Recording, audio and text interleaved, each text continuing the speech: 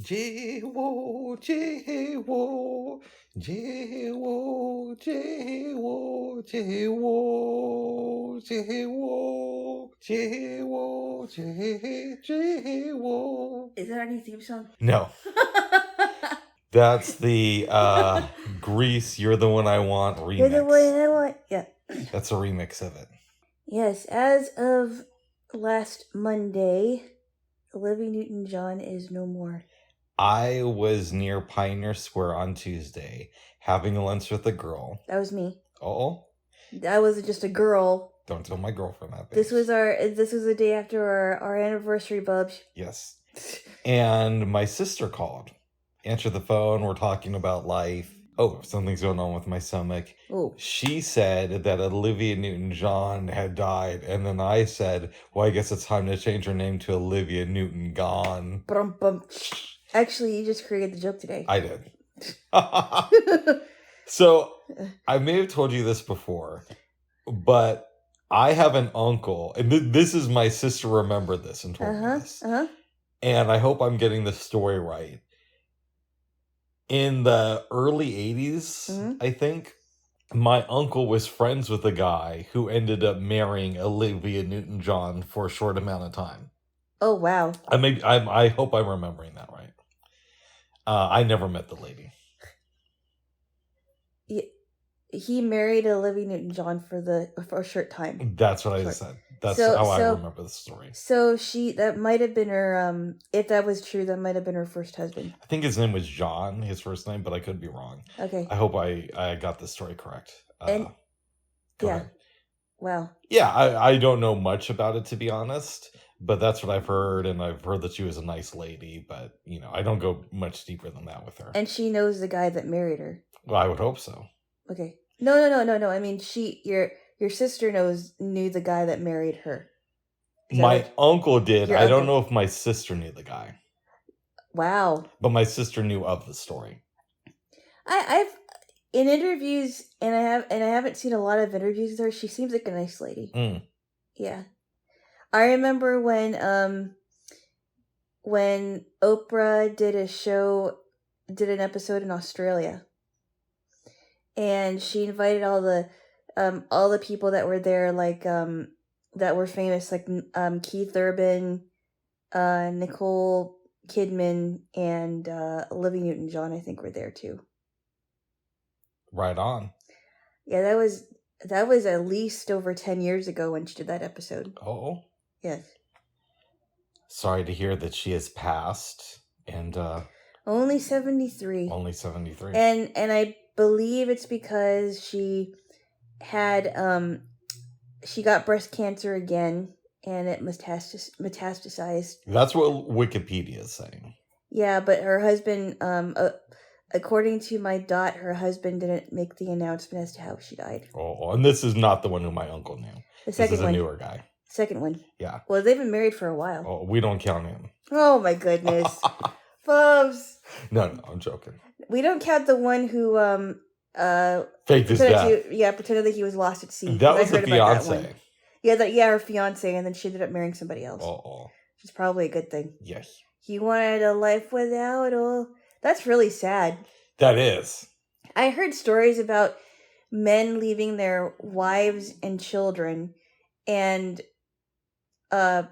starting an entirely new life after that they were trying to find him, and then it forces a woman to go ahead and get a divorce. That was pretty common back in the day. It was really sad. And when we used to go to war, people would be presumed dead, so the spouse would remarry. I know that Michael Moore said that happened to his uncle, where they thought that he had died in the war, and his wife got married to somebody else and started having kids with this other dude when he came back. Because before he came back, yeah. Yeah, it was really sad. Yes. I heard this story about, I think his name was Nicholas Francisco, and he was missing from Seattle, and he was married to somebody named Christine, and I remember because I heard the story on 2020, I think it was, and I think my sister knew someone who knew that couple. Oh, that sucks. And if I'm not mistaken, I think it's correct. and he leaves one day. He kisses his wife. He leaves one day, and they have kids together. And I think by this time she's pregnant with her last child, if I'm not mistaken. And it turns out that she presumes him. I think she presumes him dead or missing for however long it was. I can't remember. And she ends up getting a divorce from him, and it turns out that he started a completely new life with a different name. Wow. I think that's what I have to look it up because I remember that story vaguely. Because your sister knew them. Yeah, I think her friend did. Okay. If I'm not mistaken. But I remember it because this happened in Seattle. Mm-hmm. I have to look it up. Ouch. But that's terrible. Yeah, it is. It is. It is. Let's quickly address the Trump thing. I don't think we need to dwell on it, though. No, we both have our opinions on it, and I don't really want to dwell on it because it's everywhere. Yeah, and I actually think this will go fairly quick. So in case people are listening to this, Trump was raided, or Mar-a-Lago was raided by the FBI. They were looking for documents. I personally think this is a nothing investigation, and the reason I say that is the powers that be will never, under any circumstances, let an ex-president go to jail. Doesn't matter if Trump it's not a reflection on his guilt or innocence. It was a dumb move to make by the FBI because nothing will ever come of it. Well, it wasn't just a dumb move, but they're using an excuse about the National Archives, and in fact, they were over at his house on June the 8th, and I forgot why they were there, but he did tell them, hey, if there's anything else that you need, I just want you to know that I don't have anything to hide, but if there's anything you need, then let us know and we'll help you. And he did cooperate with the National Archives because he did submit documents, but they went there for I just think the whole thing is stupid, honestly. Yeah, I don't know whether that's true or not, but they're claiming that stupid. They went there to find nuclear secrets. But let's take an extreme example, which I'm sure isn't true. But let's say that they found videotape of Trump personally giving nuclear secrets to Kim Jong-il, which I don't believe is the case. No. But even if they found that, Barack Obama and Joe Biden would probably still be working on the scenes to shut this thing down because, ex-presidents stick together. Maybe not in public, but in private they do. Well, I think pretty much everybody is saying that Joe Biden did not sign off on this. Oh, I believe he knew about this. No. And also, everybody's saying he didn't know about it. I don't believe that. I think he had to have known about this because Merrick Garland, and who's the other guy? That guy's not coming to mind. I know you're talking about the head of the FBI, right? Oh yeah, Merrick Garland and Christopher Wray. I mean, they've been against Trump for a long time, and I don't know how unless they've been against Donald Trump for the longest time. I don't know how Joe Biden wouldn't know about this because this is. There's nothing in this really makes me believe that he doesn't know about it. Also, I don't believe. I think that they don't just want to get rid of Donald Trump, but I also think that they're going to go after Biden next. Well, interesting. And this is why. Okay, okay. They hate Trump so much they don't want him to run anymore. And I also think that Biden isn't helping the situation, obviously, because he's that much incompetent. Okay, let me push back a little bit. Christopher Wray was appointed by Donald Trump, and every Republican who voted for his confirmation voted in favor of it. Just so you know. I think that this is... Now, if I thought, because I am a lefty and I'm not a Trump fan, if I thought that they were actually going to send Trump to prison, I'd be all for this. But I historically know presidents don't go to jail in this country. Well, it doesn't They just don't. Well, Well, first off, if a president was really guilty, which I mean, we have our own opinions about this. Mhm. I just don't think that this was necessary at all. I don't think that this is necessary, and not only that, they even went into Melania's wardrobe. I don't know why.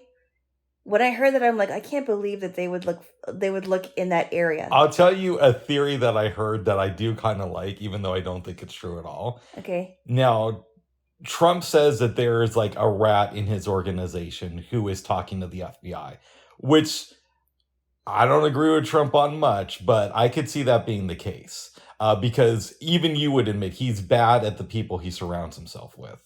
Well, it's a mixed bag, but I think that there are people that were there who pretended to be for his agenda, and they've completely they were complete rats after a while. So the theory I heard, and again, nobody knows for sure, is that Melania Trump is the person who's the rat in the organization. And the reason that they went through her stuff was so she could claim, reasonable deniability to him.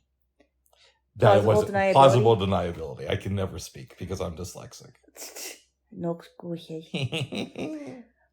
Yeah, I don't like that theory, but I will say this. Mm-hmm. All roads lead back to Secular Talk or Howard Stern or Joe Rogan, I know, but let's go to the Secular Talk road. Kyle from Secular Talk, Mm-hmm. who didn't believe in the Russiagate stuff, Mm-hmm. And was very skeptical when the January 6th hearing started, has said that he believes that Trump might actually be in real trouble this time. And I would be in favor of that. I don't think that's the case, though. And I think one of the reasons that they didn't tell Joe Biden that they were going in to do this, babes, this is why I can actually believe that Joe Biden didn't know, just because, beyond the fact that he wouldn't okay it if he knew it was happening. Beyond that, because we know that there's mental decline there. Oh, I think he would okay it. You know why? Why is that? Because he was on Jimmy Kimmel's show, and he said, "Hey, if a president is guilty, then he should go to jail." But No. no, that's what he said. I'm not saying he didn't say that, but they all say that because they all want to make it seem like they're a law and order people. But presidents aren't. They just aren't. And it's not just Trump. It's Biden. It's Obama didn't push for charges against anybody in the Bush administration. It would be... Go ahead. All I'm going to say is it would be very interesting after we get to the bottom of this, then it wouldn't surprise me if then they started looking into Biden's things. I don't know. I do think that the FBI is no longer the FBI that we know of or that we have heard of, because if you know, I don't know if you know this, but J. Edgar Hoover was responsible for the starting of the FBI. I know a lot. I study U.S. history, babes. Yeah. The FBI traditionally is very right wing organization. Now, I will say this, which you are not going to like. No, I'm not going to like it. Okay. I thought it was ridiculous when people were saying defund the police. You know this. I'm not just saying it now in retrospect. Yeah, I know that. And I think it's very childish that now people on the right are saying defund the FBI. No, hold on a second. That isn't true. Because the FBI has proven in the last 6 years, especially in the last 6 years, and maybe even decades longer than that, that they are a very corrupt organization. And they're supposed to stand for fidelity, bravery, and integrity, and now now they can be after you even. But they've always been a corrupt organization, and also they've always been a very right wing organization. Why is it that every time you talk about a corrupt organization, you always say that it's always been a right wing thing? What if it isn't a right wing thing? The FBI for sure has, if you look at their history. J. Edgar Hoover wasn't exactly a right-wing person. He was going after celebrities for communist leanings. He was going after people based on their thoughts and based on what they said. Sounds like the thought police to me, Bubs. He was very much in favor of the Red Scare, it was encouraged by Joe McCarthy, but J. Edgar Hoover played a big role in that. They've always been a right-wing organization. And they went after Frank Sinatra when he was a supporter of the Kennedys. I was never a fan of J. Edgar Hoover. I wasn't either. After I saw the movie I watched in my U.S. history class, and I was thinking, wow, what a terrible guy. Yep. I never was in favor of that. That doesn't mean that he's a right-wing person. He could have been going after anyone. Right, but the attacks that the FBI has done have mostly been on leftists. But he used that organization to spy on a lot of people. He did. Not just the left. I'm sorry, not just the right. I can't talk. Go ahead. Not just the left, but on the right too. So I think that it's an equal opportunity, corrupt organization. It was primarily on the left. But so here's the thing. I believe that the FBI is a right-wing organization. I do. And that's based on studying history and the nuances of it. But I also think it's a little bit foolhardy to say defund the FBI when on occasion they do some good things.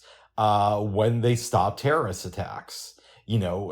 So just like I think it was childish of the left to say defund the police, I also think it's childish of the right to now say defund the FBI. Why can't we have reform in these organizations? Well, I mean, either overhaul it or completely get rid of it and start at the bottom and make an entirely new organization out of it. Overhaul the police and the FBI. That's what we're going to say.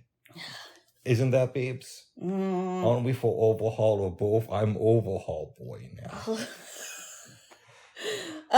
You know what? Later on, we have to talk about a movie that we didn't talk about. I know, Mr. Roberts. We're gonna get there. We're gonna get there, but I just wanted to put that in there because we didn't get to talk about it on Monday. That's right. But you feel sound with my take on Trump. I know we disagree about whether or not he is guilty, but we both agree that this investigation will go nowhere. I agree with you. I agree with you. Yes.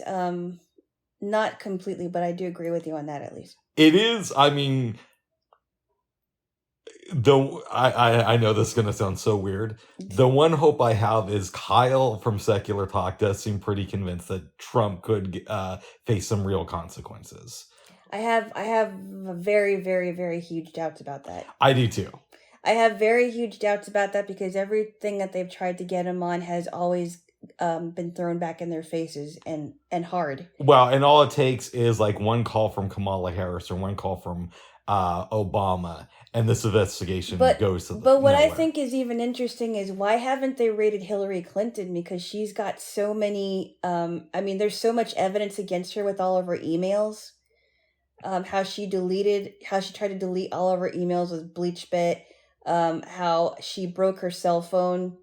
And there's just a lot of things that the Clintons are hiding. Right, but there are a lot of things that the Trumps are hiding. Every establishment person. But he's not an establishment person. No, babes. So I'll tell you something that I've heard in recent years that I completely disagree with. Mm-hmm. And it's actually not from right-wing people, but it does go back to this.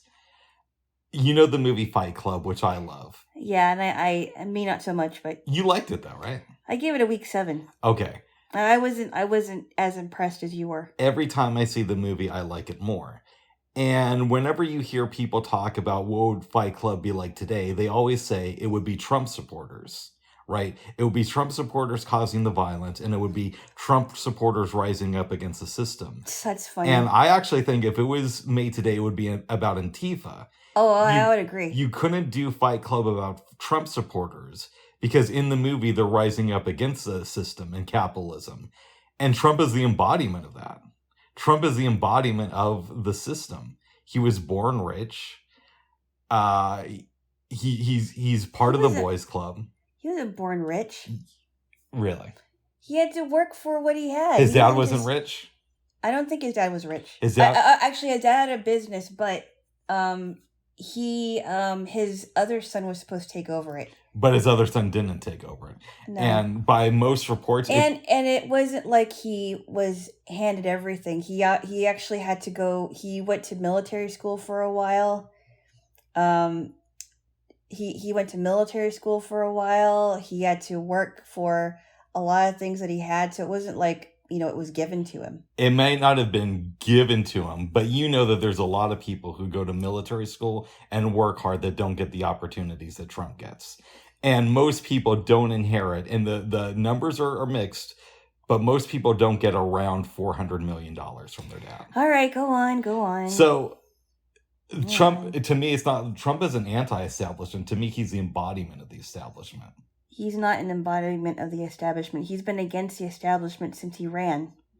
He's the embodiment of I can't talk. He's the embodiment of capitalism. He's the embodiment of individualism. That's a different take. I think that the Antifa thing is more explanatory as to if Fight Club were to represent anything today. You even just said he's the embodiment of capitalism. I would agree with that. Yeah, but I don't think this movie has anything to do with capitalism. Oh, Fight Club is very anti-capitalism. I know. Yeah.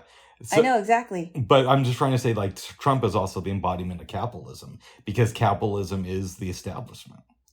It's like, you could say he's talked about against the establishment. Well, I could say Barack Obama talked about hope and change when he was running for president.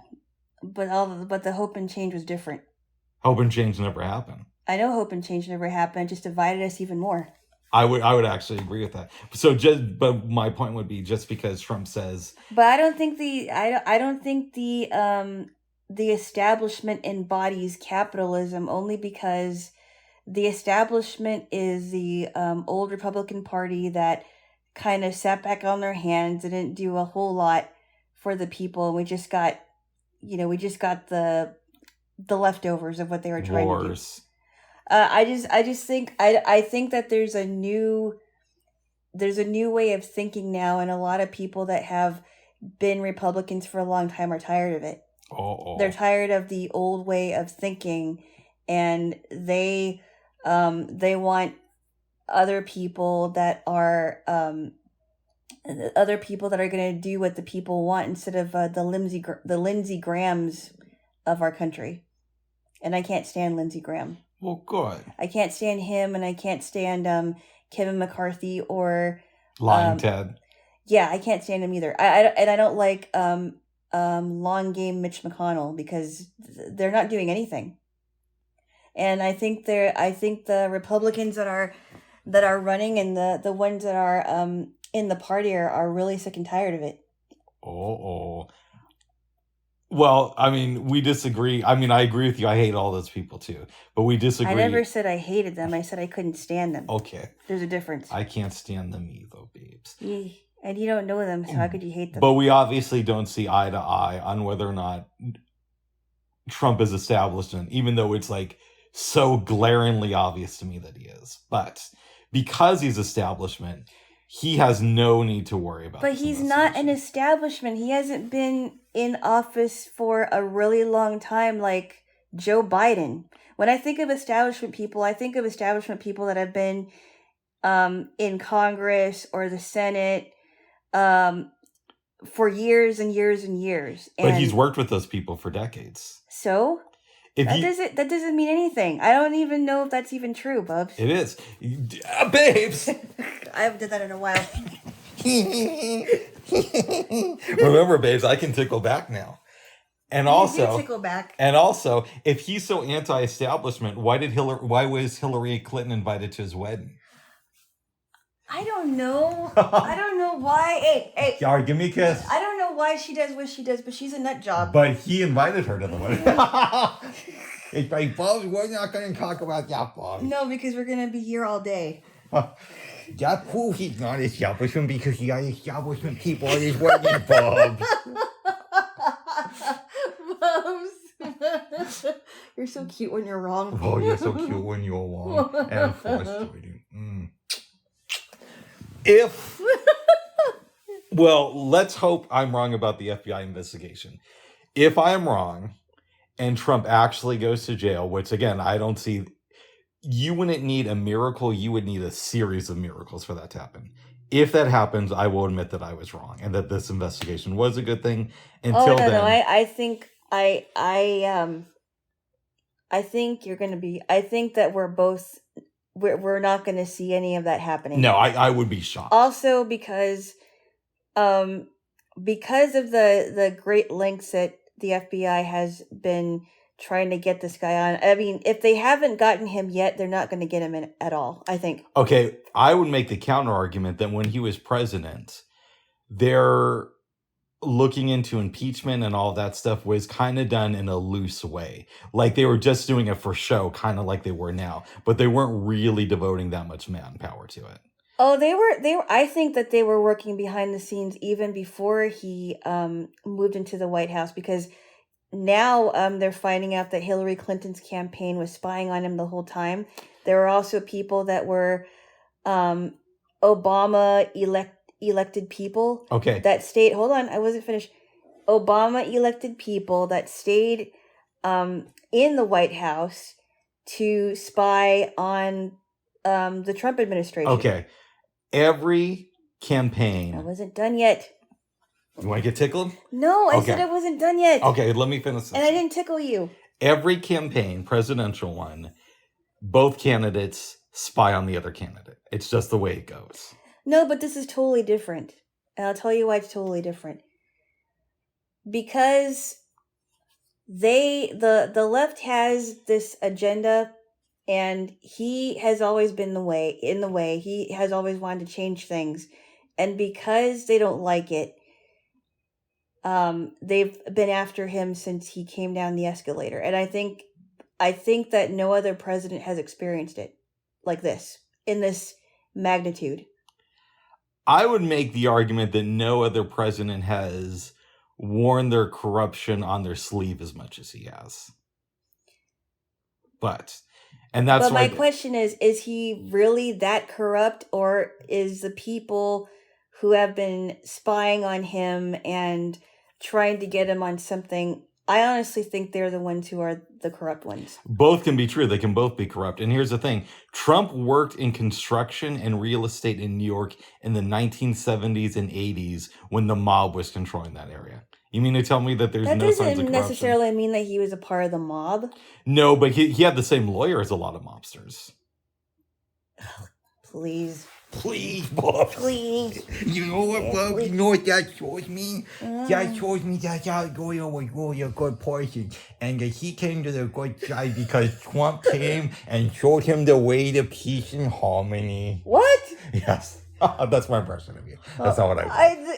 I don't sound like that, folks. You know what that makes me sound like? What's that? Yeah, it makes me sound like a sweet boy. Okay, give me a sweet one. Okay, moving on. Real quick, here's what I think is going to happen, and I kind of alluded to it earlier. I think either Barack Obama or Joe Biden is going to put in a call to Merrick Garland and the director of the FBI, if they haven't already, and say something to the effect of, we know you can't just come out and announce that this is over, but make this case quietly go away. And I think that's why I'm 90% sure that's I don't know if it's. I think that there are a lot of angry people, and there may be even some angry people, even on the left or even center left, that are wondering why this is happening now. And I think I have an idea as to why it's happening now. And there also, I think there are a lot of scared people now that are thinking that the FBI might be coming to them too, because of how, excuse me, because of how our technology is, because if they find out that you voted for Donald Trump or anyone that has the same policies, I think there's a lot of scared people now. There's a lot of uncertain people. And I think I think that we are still going to be talking about it. I don't know it's going to go away yet. Well, and they can't do it as just they come out tomorrow or on Monday and say, we found nothing in these documents. But what they might do, and what I think is probably going to happen, is Merrick Garland is going to try to, pull some deal with Trump or take it to trial and put up the weakest defense ever for their case so that Trump can get off and look like a hero. But that's the thing, though. Every time they've tried to get him on anything, it never works because they don't have enough evidence, and they've always tried to find something to frame him on. And I also think, too, because the Democrats are panicky, they're panicky because now it's already August.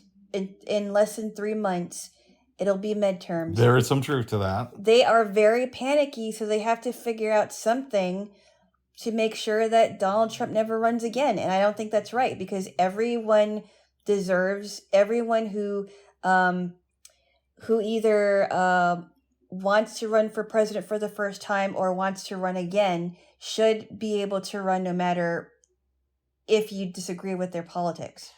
I agree with that. And I would, again, and then we can drop this. And that's not right. I would make the argument that the reason that the cases haven't stuck is because the establishment has made sure that the FBI or whoever was investigating Trump didn't search in the right places. But and I think the reason why they didn't stick is because there was never evidence, and they've always tried to get him on something, and it always falls short because they're trying to frame someone that really wasn't guilty. But that's just my opinion. Yeah, they don't look in the right places. I mean, we can drop this, babe. I'll look in the right places.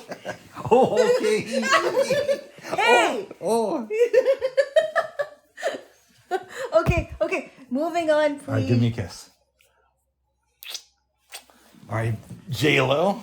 Yes. Let's talk about Cat Stevens must be having a great Friday. It's sad to hear. I mean... Let me say what happened. Okay.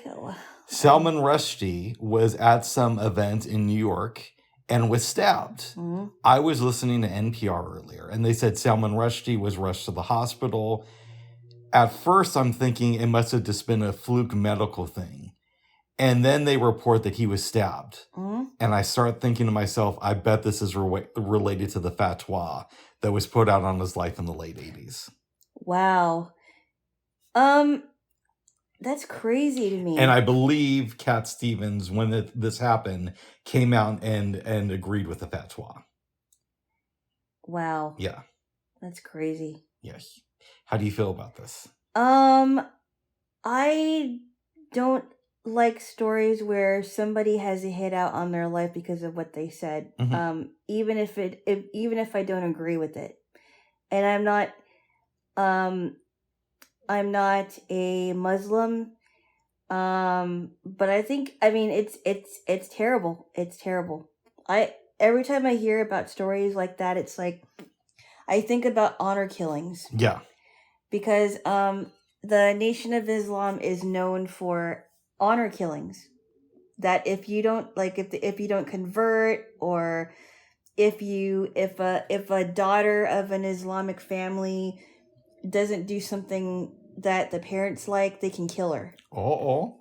Because she's supposedly bringing shame to their family. But that's a horrible thing. I mean, even if I'm not a Muslim, having somebody killed for the words that he said is not good. No. Even if it isn't true. That's not right. I believe Satanic Verses was a fictional book. I've never read it. I'm not too familiar with Salman Rushdie's work as much as I am with the controversy around the fatwa. And Salman Rushdie is also Islamic? I think so, and his book was critical of Islam. Well, I mean, and I'm speaking as an outsider because I have there are some things about Islam that I think people should look at critically, for sure. Mm-hmm. But even if somebody was giving a lecture or writing a book about being critical about the religion, they have a right to do that. Absolutely. Look at every religion with criticism. Or Yeah, with a objective perspective. Exactly. Question all of it. Yeah, and look for things that you can't agree with or things that you don't agree with. But I guess his name is Yusuf Islam now. Yes.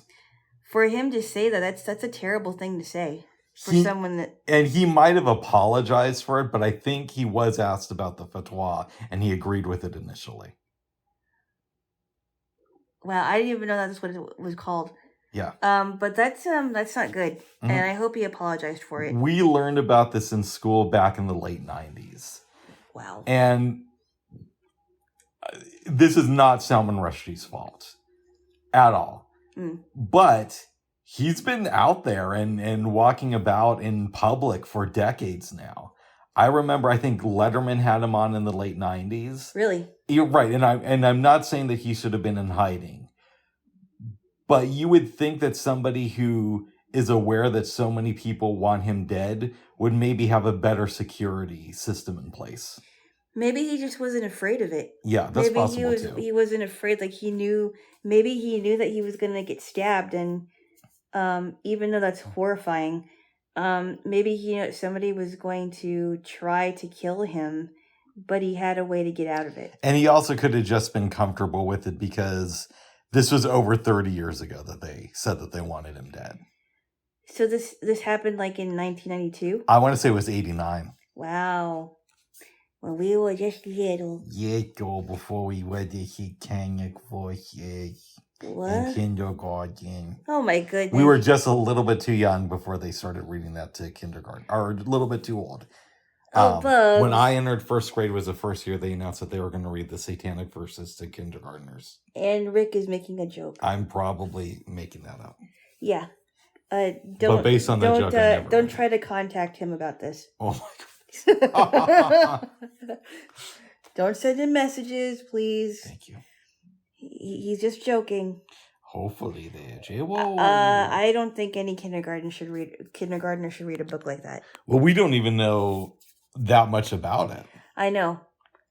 But I think it's his right to be critical of Islam, and if he is no longer Islamic, which might be true, then that's his right too. I don't know his current religious beliefs, and I'm not even 100% sure that he was Islamic. Something tells me that he was based on what I've heard. But it is sad that he, and for all we know, this was just some crazy guy who wasn't at all aware of the fatwa. But on the surface of it, it does look kind of suspect.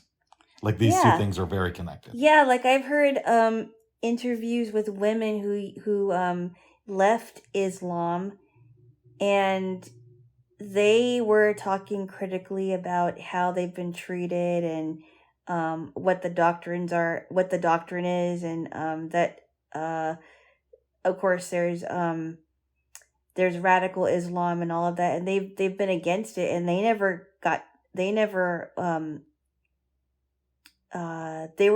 never gone after. Yeah, exactly. So, but he has every right to say his opinion, I think. Yeah. And of course there's radical Islam and there's less radical. And you know my take. I think that most religion in itself is radical and very much about submission, not just Islam. But I think we can agree that all extreme versions of religion you should really be skeptical of. Yeah. Right. Yes. So we'll see what happens to that. I really do hope that he does survive this. I mean, I don't know much about the guy, but he shouldn't have been stabbed the way he was. No, he's 75. And this was where? In New York. This was earlier this morning, I think. I was thinking it was in a third world country like Syria. No, he's been in New York for decades now. Wow, I hope he's going to be okay though. I do too. Do you know where he was stabbed? I think they said in the chest. Oh. And it was multiple times. Oh. Yeah. Wow. Well, people have survived even worse altercations than that. They have. So we'll see what happens. I hope he's okay. I really do. Another thing I don't like, babes, is let me rephrase this. I don't know how I feel about the media reporting on assassins. So there's Mark David Chapman, there's Sirhan Sirhan, there's James O'Reilly. Yes. And if we want to expand it outside of assassins and just go with killers, we could talk about Eric Harris and Dylan Klebold. We could talk about Robert Crimo, Ethan Crumley. Is it Primo or I think it's Primo, but I don't know. Oh, maybe it's Primo. I don't know. Ethan Crumley, yeah, exactly. Yeah. On one hand, I see that it's good to know what caused these people to commit these crimes so we can try to take steps as a society to avoid that type of thing in the future. On the other hand, it does kind of make them famous. And in some circles, it makes them more respected. So I know that a lot of school shooters have credited the Columbine killers and said that they are big inspirations. I don't like that either, but at the same time, we need to know this because it's unfortunately a part of our history. We have to know who committed these crimes. We have to know what the patterns are. We have to know if they posted anything on social media, in which case Eric and Dylan did not. No, but that's just because it was a different time. It was a different time. We have to know the signs of boys that are thinking about committing crimes like that. Like, why are they so withdrawn? Why do they keep secrets? Because it sounded to me like they did. Yeah. And it might have been that Eric Harris was one of the, Dylan Klebold, yes, but Eric Harris, I think, might have had the idea to do that. That's what I've heard in reading different reports throughout the years. Yeah. But I wasn't there. I don't know. Yeah. So is there a way as a society we could do a better job of balancing knowing what led up to these killings, but yet not making celebrities out of these people? I don't know that we can't do that just because we have to know what they did. We have to know how they did it and why they did it and when it happened, what led up to it, all the days leading up to it, what were the signs. And obviously now we have people that have stepped up and stopped shooters from shooting anyone else or shooting more people. So that's a good thing. But I mean, we have to know, we have to look at the person's mental state and focus on that. But I don't know that we can make it so that they're not famous because people will have to know about these people. We have to know about these people. A couple of things I've thought of is I know that TYT has a policy of they'll say the shooter's name or killer's name in the first 24 hours. And then after that, they'll try not to say their name and try to refer to the incident. And I think it would be beneficial if more news organizations took that stance. But also, if for whatever reason you have to refer to the murderer by name, maybe you say douchebag Kip Kinkle or, loser Robert Primo. So it's kind of like putting in the context. Yeah, you're saying their name, but you're putting like a negative term before that name. So it's low life. Yeah, low life, scumbag. Yeah. Well, I mean, do you think that would help? Well, everybody in their right mind would think that they're low lifes and scumbags and all that. Yeah, but we also want to do this so we don't encourage other people to do this type of thing in the future. Or for people to call them animals, this animal, because a person who really did have a human heart wouldn't commit a crime like this. Mongoloid, a Robert Primo. Cyborg. I'm just kidding. Subhuman Ethan Crumley. No. I mean, if they're referred to as animals, for example, right? Because that's what they are. They're monsters. They're animals. They're evil people. I'll go with that. If we refer to them as, maybe my thing is, if we say that evil is evil. Yes. Because a lot of people don't want to say that it's evil that they did this. Some people want to just not put the word evil in it, but that's what it is. We have to call it what it is. Yep. And say that these people were evil, they're murderers, they're animals or monsters, and not humanize them. Because they did an inhumane thing. Yeah, I could go with that. I know a lot of people would have issues for it, and their argument, because they're not here to make it. And I don't agree with it, but I get where they're coming from. Is yes, they did something that is inhuman to other people, but at the same time, what does that say about us as a society that we're willing to dehumanize them? I would push back and say, yeah, but we've tried humanizing them, and that hasn't worked. Well, we can't humanize them anymore. We can't humanize them anymore. Because it turns them into heroes to some people. Because, yeah, exactly. And if we care about human life, and I think most humans do. I would hope so. If we care about human life, we also have to take into account that these people have dehumanized the people that they killed. Yeah. And they shouldn't be dehumanized anymore. Now, the family, I think about their family too, and what's going on with them. And if they knew that something happened. And there are some families that have turned against them because they committed these murders as well they should. Mm-hmm. Because they should not be supporting them. But there are some moms and dads that are so torn that, they don't think that the person did it, or they don't think that they would do that on purpose, or they really do think that this person deserves prison time. So I feel for the family. I know one of the Columbine killers' mom gave a TED Talk. Sue Klebold. Sue Klebold, that's who it was, yeah. Yes. And I'm sorry, I can't feel sorry for her. I can't either. I mean, even with the Diane Sawyer report, because I saw it on YouTube. Yeah. This woman was making excuses. I feel like she was making excuses. She had to have known something.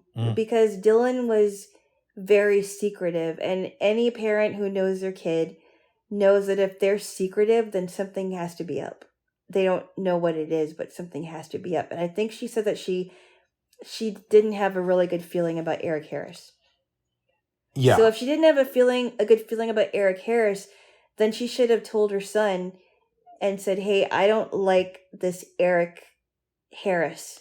Or, "I'm sorry, you're the parent. You can spy around in your kid's bedroom." I think in this case, now I'm not for a parent spying, but I think in this case you have to do something drastic. Yeah. If you're finding out this person is making, your child is making a pipe bomb to detonate people's lives, or trying to get a gun to shoot people in the cafeteria or the library, you got to do something drastic. I don't know what she did or didn't know. Like, I could believe that she just thought that her kid was going down some weird rabbit hole.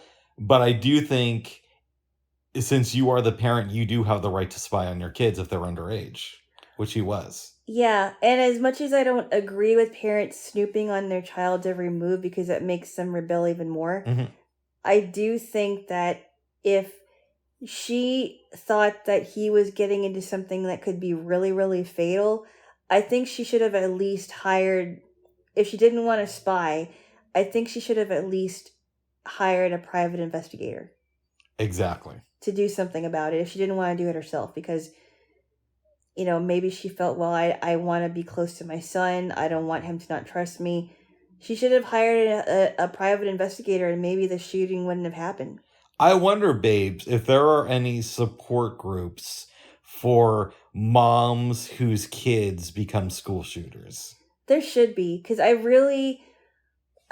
feel for the entire family, because everybody's affected. Yeah. Their siblings are affected. Their father's affected. With Kip Kinkle, his sister didn't know that the parents were gone until she came back from Hawaii. Yep.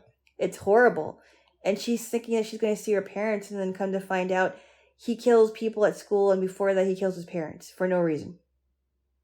And stayed with the dead bodies in their house for the entire night. I feel for her, absolutely. I feel for her. It's hard for me to feel for the parents of kids who commit these crimes, though. But we've gone down that road. But you do think that there should be some sort of support group. Yes, I do. I think there should be a family support groups. Yeah. For the entire family, not just for the parents. Okay. Because they're feeling it. They're all feeling it. And you have to feel for these people. I do. That would be so weird, babes, if one of your nieces or nephew committed a school shooting and killed like 30 people. Please don't say that. I mean, it would be weird if it would happen. I don't think it's going to. I think that they, knowing them, they're so, concerned with other people. Yeah. They don't really think a lot about themselves. So I don't know that they would do something like that. I don't think that they would. Oh, I hope not. Jaylo. No, I don't believe that. I think that they care too much about people. Good. To want to hurt anybody. Oh, good. Yeah. Yes. They're very kind, sweet kids. Also, this is going to sound maybe a little bit racist, but I hope not. It seems like it's mostly like white kids who do this type of thing. Well, if you don't count the black on black crime that's happening in neighborhoods, it does seem like that. But I think that there are a lot of black kids that are committing crimes against their own people. Yeah, but there's white kids doing that too. But I'm talking about, you don't really hear about a black kid taking a gun to school and just pulling it out and shooting random people. At least maybe I haven't. I just haven't remembered because there's so many cases like this. Well, the one guy, the Uvalde shooter, wasn't white. Oh, he wasn't? No. Oh, okay. No, the Uvalde shooter, I forgot what his name was. I don't believe he was white, and he was an immigrant. Oh, okay. So he wasn't white. Wow, so maybe he just wanted to get into that school shooter game and be like a pioneer then for other races. I don't know. Oh my goodness. I don't know. That was a bad joke. That was a bad joke. That joke did not land at all. No, I wasn't laughing at all. No, you weren't. No, I wasn't. No. But I still love you, babes. Okay.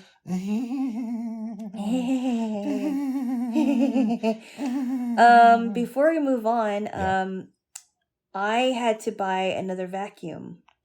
Yes. It was very frustrating because the one that I have now, one day the top part of it came off and I didn't even touch it. And I tried to put it back on and it was on for a while, and then all of a sudden it just stopped. The battery pack for the motor would work, but only when the motor was off of the vacuum. And I think it's a manufacturing problem. We also might want to say that you've only had this one for about 4 months. 2. Oh, wow. I only got this in June. The other one, I accidentally broke. Yeah. But I've had that for since last year. And I had to get another one. Now, the one that I ordered was priced pretty well. I only had to pay $149 for it. And you have the same brand. Shark. A Shark, yeah. You have a Shark Rocket. Yes. And I'm gonna get another Shark Rocket, even though it's not the same model as you have. It's supposed to be really good. I don't think they sell my model anymore, or if they did, they're out of stock on Amazon. Yeah. I got mine back in April of 2019, and I use it every week. I used it last night, actually, and it still works fine. Yeah. Yes. So, I decided to look at the reviews. I watched an unboxed video of 2 of the Rockets, and she said she really liked it.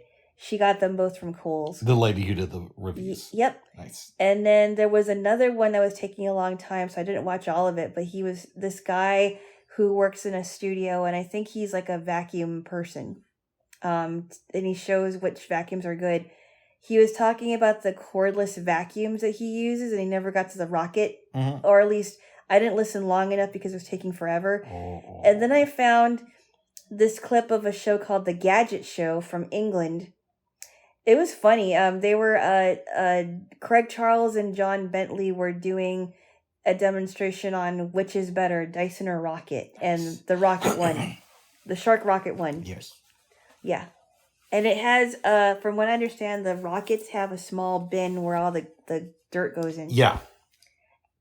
And I think it's pretty cool. That's good, babes. So apparently the Dyson has a better suction, but the Rocket is good at storing dirt, and it's good with carpet. When did you get your last cell phone? It was fairly recently. I got it in October. And you're going to have to upgrade soon. Yeah, but I won't do that until like maybe after October, I think. Because they're changing the way they do signals, your carrier?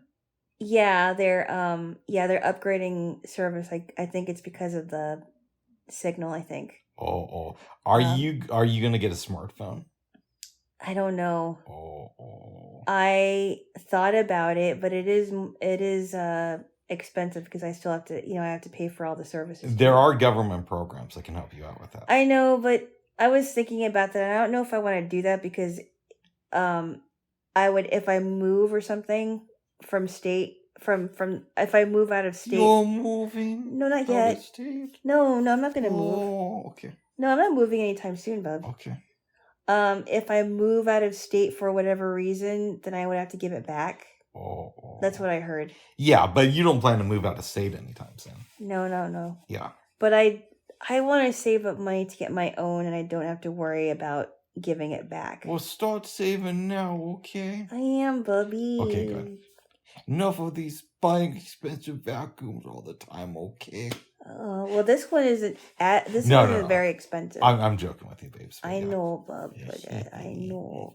Good. So I hope this one sticks. And it's supposed to come on Sunday. Nice.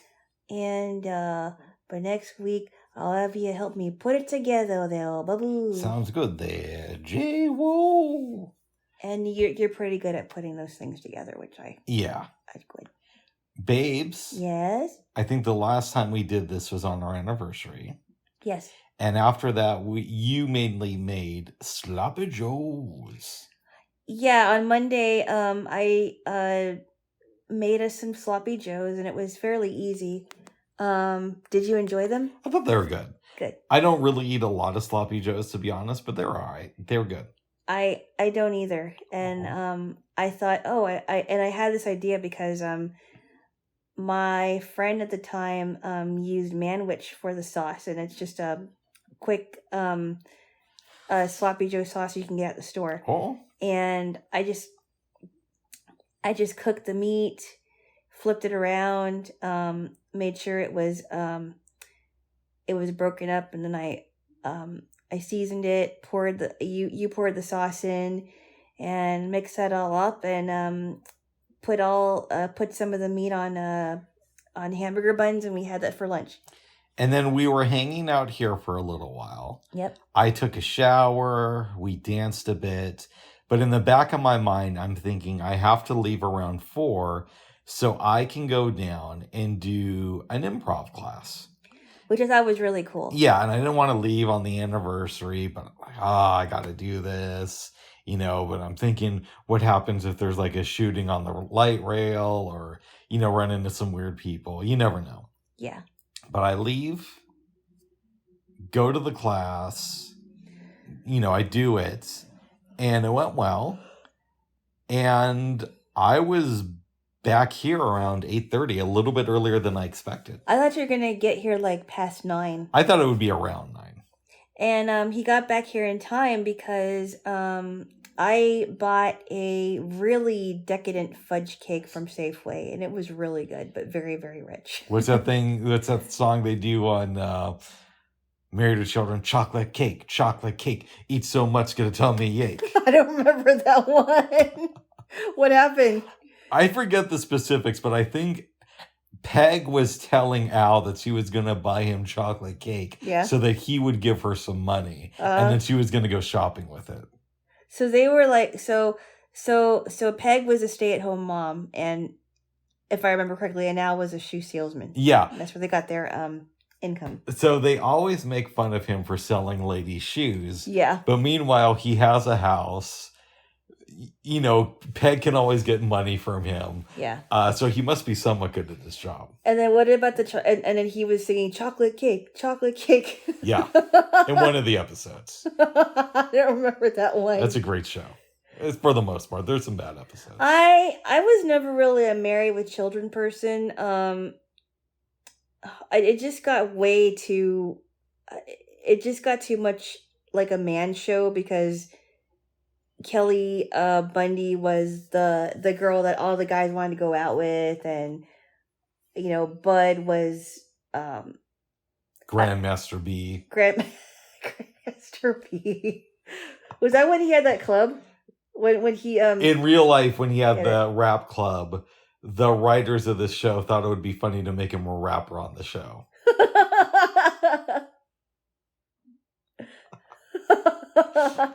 And he called himself Grandmaster B. Yep.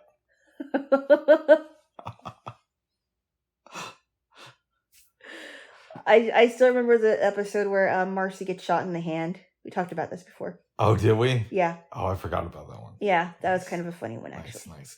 Great show. Check it out. Oh my god. It is not PC though. It definitely isn't. Especially when you told me that some of the audience members were guys that just got out of prison or something. That's what I think I heard Ed O'Neill say in an interview. And it sounded to me in the interview that he was really uncomfortable because Christine Applegate was a minor yet.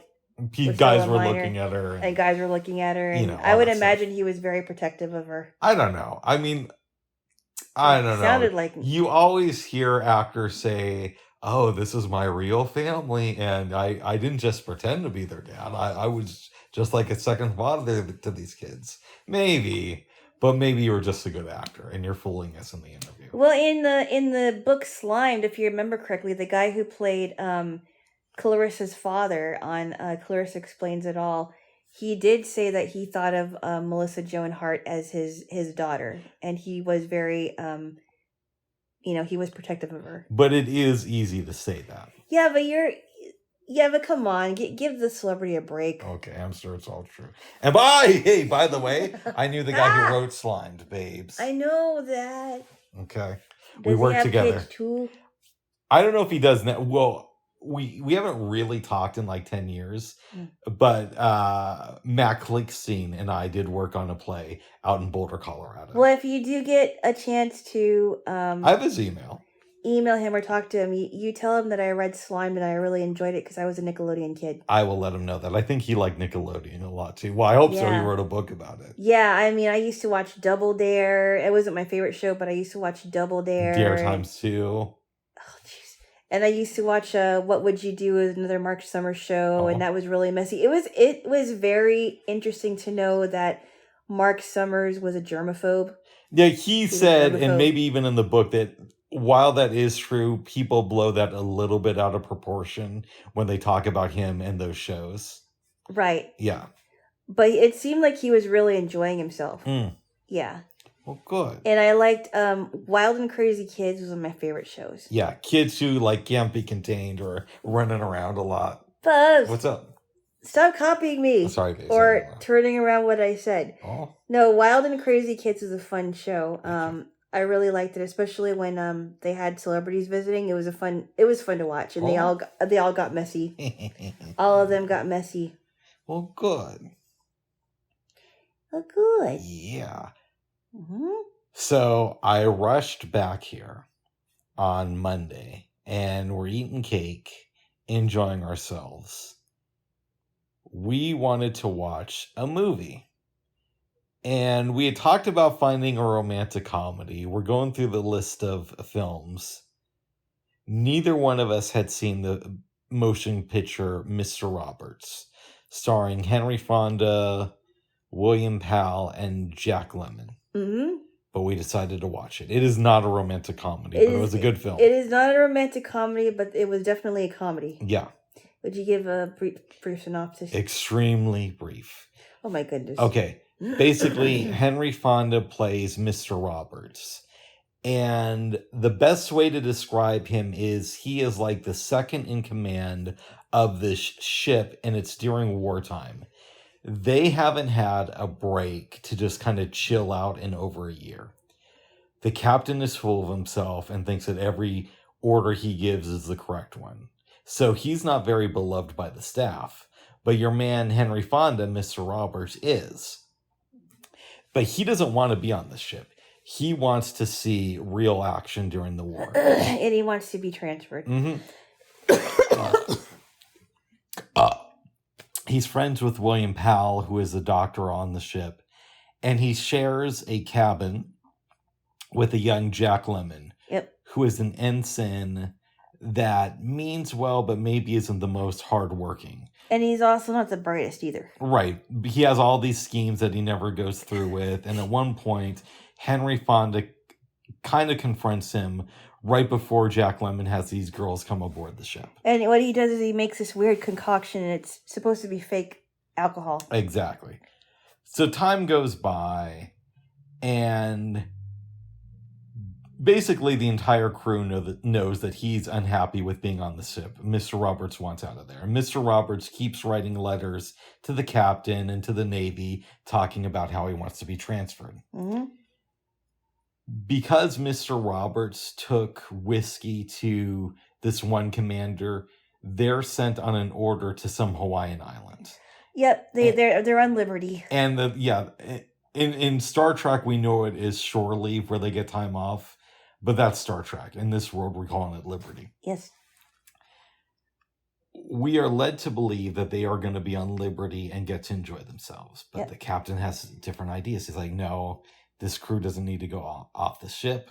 He makes an announcement. Mr. Roberts comes into the room and says, Captain, I think we need to give these guys some time off. And he says, I'm tired of your attitude. Mm-hmm. So I'll make you a deal. I'll put these men on Liberty, but you got to stop writing letters to my superiors, and you got to obey every order I give. So Mr. Roberts knows that the crew really needs this time off. Mm-hmm. He agrees to it. Let's just say the crew goes a little bit wild. Yep. To the point where that night, or the next morning, they're ordered to leave the dock because of how insane the crew acted. Yeah, I think this is the same time that what's his name? Jack Lemmon's character, I forgot what his name was, does that prank, I think. Or it was close to that time. I don't know. It's close to that time. It's right before that time. Close to the time, yeah. Yeah. And now the crew is starting to notice Mr. Roberts is a little bit more uptight, follows commands, all that good stuff. Mm-hmm. He's unhappy. Jack Lemmon pulls a prank and there's an explosion in the laundry room. That one was funny. Mm-hmm. And there's more shenanigans. Eventually, Mr. Roberts goes up to the captain's room. The mic is on, and they talk about how they got Liberty. Yep. The crew now knows what's up. Mm-hmm. A little bit of time goes by. Mr. Roberts is being transferred. And he thinks, this is great. I'll get to see some more action. William Powell is in the quarters and says, you're not supposed to know this, but these men put themselves out on the line for you. They faked a letter from the captain to make sure that you got transferred off of the ship because they know that that's what you really want. And I'm supposed to tell you this in a letter I sent to you in a couple of weeks, but I thought you should know now. They have a going away ceremony for him that's kind of short, but they give him a trophy that they made. And he's like, I'll remember you guys forever. Now, on this new ship, there is a man who used to serve with Jack Lemmon. Okay? So Mr. Roberts goes out, they say goodbye, and I don't know, like a month later, the crew gets letters. Jack Lemmon reads a letter that's like 3 weeks old from Mr. Roberts saying, hey, I've been talking with your friend, and I've been having a great time aboard the ship. Then Jack Lemmon opens a letter from his friend where we learn that Mr. Roberts got killed in a freak accident while he was drinking coffee. Mm-hmm. And that's basically the end of the movie. Yeah. That was a good movie. It was really good. Yes. Even the serious parts. Yeah. Jack Lemmon won, I think, a Best Supporting Oscar for this movie. Yeah, he was really funny. Yeah. I don't know who played the captain, the guy who played the captain, but he was funny too. Mm-hmm. Yes. And so was Mr. Roberts. Yes. What does Mr. Roberts teach us about living life to the fullest? It seemed to me like he was restless. Explain. Obviously. Well, because he's stuck on a ship and they're not really they haven't had any time to really see the world. They haven't been, because the captain is kind of uptight and he wanted to see the world. I don't know how it is on a Navy ship when they're doing their jobs. All I know is that I have been on my dad's ship because he was in the Navy for 15 years. So I don't really know what goes on there. I would imagine a lot of shenanigans too. Would you rather die young doing what you want or live a longer life being bored? I don't know. Because that's the choice that Mr. Roberts basically makes. Yeah, right. That's a really good question. I don't know how I can answer that. It would I don't know why anyone would want to live a really long, boring life, but some people who live long lives, a lot of people who do live long lives they're not bored. They do exciting things, or they go to different places, or take up a new hobby. I don't know. I have no idea. I think my life would be wasted if I grew to be an old woman and never did anything fun in my life, for sure. Oh. Yeah. Have you ever done anything fun in your life? Of course. Oh, good. I've gone tandem bike riding several times. I've gone downhill skiing in the last 3 years. I've joined a flute society now. Yeah. I took Spanish classes when I was younger. I went to Washington, D.C. when I was 9. I was in powerlifting for 2 years. Blah, blah, blah.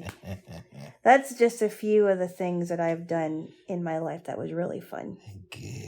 And a lot of work too. What about you? I've had some fun stuff happen to me. Yeah. Yes. I'm glad. Yes. And there's going to be more fun stuff. I hope so. Jaylo.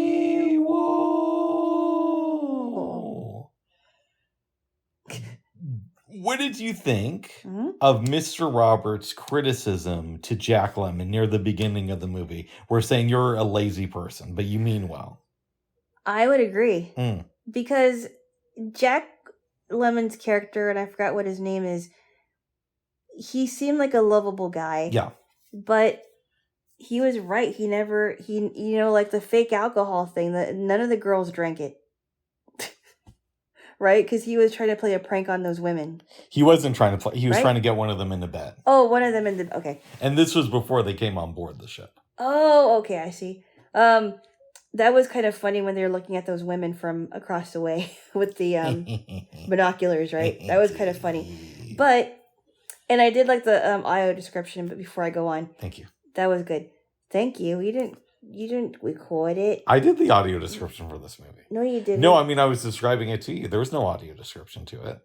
You're thinking of Woodstock 99 Peace, Love, and Rage. Oh, I'm sorry. I'm sorry. You're right. I thought there was. But I described it to you, so I did a good job. Okay, you did. Yes. So I think he was right about that. He just didn't. He just did not. He just keeps saying, "Oh yeah, I'm going to do this, and I'm going to get the captain." And he's like, "You better do it this time." And I think he was right to hold him to it. What does this movie teach us about the importance of having a good mentor? We all need one. Oh. Or, we all should have one. Okay. Or at least someone that gives good advice. Nice. Well, I would call that a mentor. Okay, whatever. A mentor. I mean, I had a mobility instructor who gave good advice, but I don't know if I would call her a mentor. Just because I didn't go to her for everything. Nice. Every advice. Well, good. She gave me advice and I took it. Oh. Yeah. Good. Would you recommend this film to your family? And if so, what's your elevator pitch? Well, I'd recommend it to my dad, Yeah. being that he was in the Navy for 15 years and so are my uncles. And I think they would enjoy it. We found out that this is based on a book. Do you think you'll ever read that book? I don't know. Do you think you would? I might. Who wrote it? I can't remember, but we could always Wikipedia. Okay. And find out. Okay. Yes. Very good. Yes. Well, good, babes. Is there? What would you give it on a scale from 1 to 10? And is there anything else you wanted to say about the movie? I give it an 8. Okay. I think it was very well done. I thought the serious parts were well done. I thought the funny parts were just hilarious. I could imagine shenanigans happening on a Navy ship like that. It's pretty funny. I like that they were, poking fun at themselves. Henry Fonda was really good in the movie too. He was. He was very good. Yeah. And Jack Lemmon and William Powell were great too. Absolutely. And everybody else. Yes. The next day, babes. Yes. You and I went downtown for Noon Tunes. We got there early. Walked around for a while. Had some lunch. Before then, we went to Pioneer Square Mall. Yep. Which I'm sure will be closing sometime in the near future.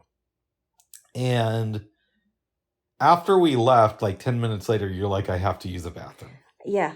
So I'm like, oh, right now? You couldn't have told me when we were in the mall? Well, I didn't feel anything. Oh, my goodness. I didn't. I really didn't. Oh, my goodness. We went back to the mall. You did your thing. You were in there for a long time, so I don't know what happened there. But... I fell in. Can't you tell? Oh, my goodness. Anyways. We got some sandwiches. Yeah, at a place called Potbelly, which I've ordered from, not this one, but I think I've ordered from another Potbelly on Grubhub, and I was very tempted to get their meatball sandwich, but I knew it was going to be messy. Their turkey sub was really good. Yeah, I tried it. It was good, and I like their BLT, and I'm thinking we should go there again. We might have to do that. Yeah. But then we got to dance. We did, and it was Can I give the name of the person? Go ahead. The guy's name was Machado Majiga, and he had like was it a trio? I think so. They were really good. It almost sounded like jazz fusion and kind of like a futuristic sound. It was really cool. I liked it too. It was really good. And of course, we started with a smaller crowd, and by the time it was close to being over, it was a bigger crowd. It was really good. Oh yeah. We already heard the lady on acoustic guitar, and then we heard Ray Gordon, which was the week before, and she was a person that used to be that would play at the Blues Fest, which I didn't know about that. And then Machado Majiga. We went to one where the guy started talking about Jesus, not the performer on stage, but somebody in the audience. Oh yeah, that was weird. Yeah, that was. That was during before the Larissa Birdseye concert. We should have brought your mom to that one. No, Bubs, this guy wasn't there. I don't think he was there. I think he wasn't. Yeah. Oh. I could tell. I don't think he was all there. Nice. It was a little bit weird. Well, good. Yeah, it was one of those weird people you should stay away from. Nice. Even I thought it was weird. Oh, good. Ugly. Yes. Ugly. Again. Babes. Yep. Did you have any dreams this week? I had one. I did not. So I'll tell you mine. Okay. I went back to high school, but I'm like the age I am now. Oh, wow. And it was some artistic high school that was a little bit more into the arts than MLC. Yeah. And I had memories of being there for a while when the dream was kicking in. I was attracted to this girl who was in her 7th year of high school. And she was showing me on her phone videos from her first year there. And then I woke up. Oh, wow. Yeah. That's weird. You notice that sometimes we kind of revert back to our high school years and our dreams, and either we're back at an old high school, and it's like, why am I back here again? That's weird. Yeah. Yeah. Huh. I mean, there is the theory that every moment in time is happening simultaneously, but we only perceive the one that we're in. So maybe in some ways we are back at high school, and yet we're not. Oh, how's that? Well, I don't know. I mean, I'm just telling you theories I've heard. So, I may have said this before. In fact, I'm pretty sure I did.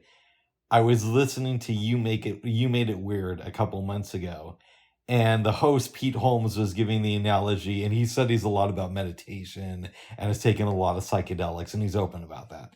But he's saying, think of time as like a marble, like it's round, so it just keeps going around in a circle, so it's always the same thing. But think of us as like a drill that's slowly drilling our way through the center of the marble. And that's why we experience time as the drill instead of experiencing time as the marble where it's all continuous and everything is just at the same moment. I hope I did his explanation justice. Sounds like he was high when he said it. I don't know about that, Jay. Whoa. I'm just kidding. But he is into psychedelics and meditation. I don't know if I agree with that, to tell you the truth. I don't know what's real, but I think we can all agree that there's more to this reality than meets the eye.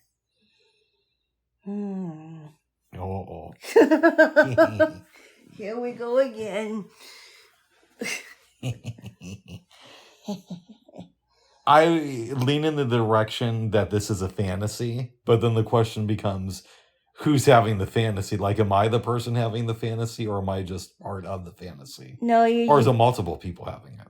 No, I don't think it's a fantasy at all. I think people just say that to escape reality. Oh. That's how I see it.